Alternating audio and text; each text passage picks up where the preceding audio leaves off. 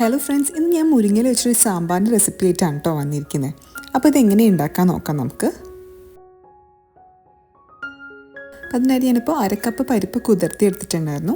അപ്പോൾ അത് നമുക്കൊരു കുക്കറിലേക്ക് മാറ്റിയിട്ട് നെഗയ്ക്ക് വെള്ളം ഒഴിച്ച് കൊടുക്കാം. ഇത് നമുക്ക് നന്നായിട്ട് 3 വിസിൽ വരുന്നവരെ ഒന്ന് വേവിച്ചെടുക്കണം. പരിപ്പൊക്കെ വെന്ത് വന്നിട്ടുണ്ട്.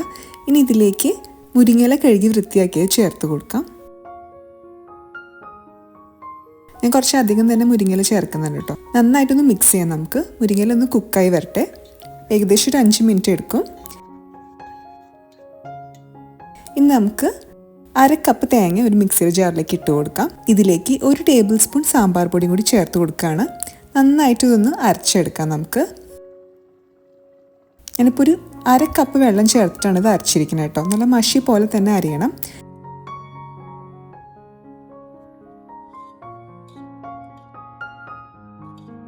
ഞാൻ മിക്സിയുടെ ജാറിൽ വീണ്ടും ഒരു അരക്കപ്പ് വെള്ളം കൂടി ചേർത്ത് മിക്സ് ചെയ്തതും കൂടി ചേർത്ത് കൊടുക്കുകയാണേ.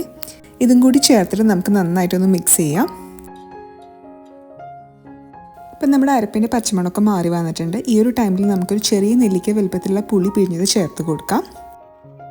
നമ്മൾ സാമ്പാറിലൊക്കെ ഇടുന്ന വാളംപുളിയാണ് കേട്ടോ ചേർത്തിരിക്കുന്നത്. 5 മിനിറ്റ് കൂടി നമുക്ക് തിളപ്പിക്കാം.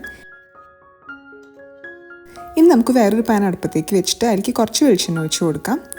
1 ടീസ്പൂൺ കടുക് ചേർത്ത് ഇതൊന്ന് പൊട്ടുന്ന വരെ വെയിറ്റ് ചെയ്യാം.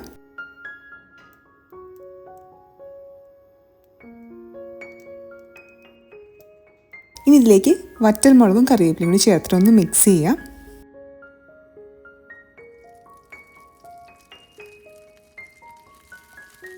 ഇനി നമുക്കൊരു 10 ചെറിയുള്ളി അരിഞ്ഞ് ചേർത്ത് കൊടുക്കാം. ഇതും കൂടി ചേർത്തിട്ട് നന്നായിട്ടൊന്ന് വഴറ്റിയെടുക്കണം.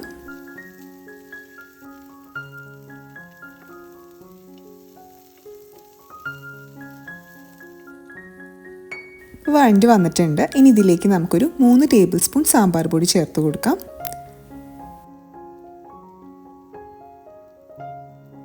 വീണ്ടും നന്നായിട്ട് ഇതൊന്ന് മിക്സ് ചെയ്തെടുക്കാം.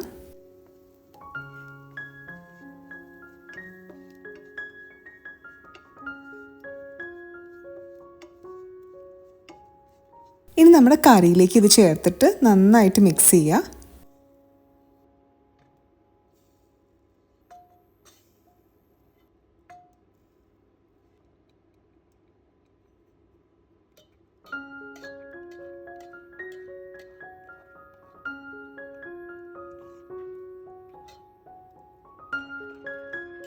ഇപ്പം നമ്മുടെ മുരിങ്ങയില സാമ്പാർ ഇവിടെ റെഡി ആയിട്ടുണ്ട്.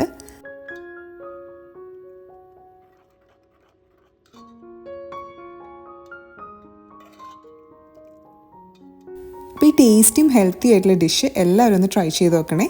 നല്ല സിമ്പിളായിട്ട് ഉണ്ടാക്കാൻ പറ്റുന്നൊരു ഡിഷല്ലേ. അപ്പോൾ ഉണ്ടാക്കി നോക്കിയിട്ട് നിങ്ങളുടെ അഭിപ്രായം പറയാൻ മറക്കരുത് കേട്ടോ. Thank you for watching.